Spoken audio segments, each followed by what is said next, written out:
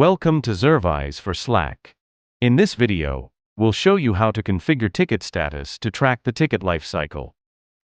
To manage statuses, go to Admin Settings by clicking the gear icon and select Ticket Status. You can filter tickets based on the assigned status.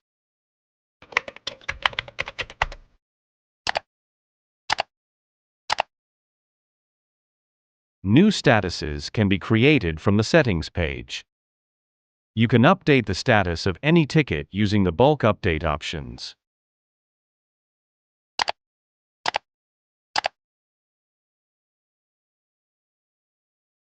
You can edit/delete statuses created by you from the Settings page. The default statuses cannot be deleted or edited. Thank you for watching.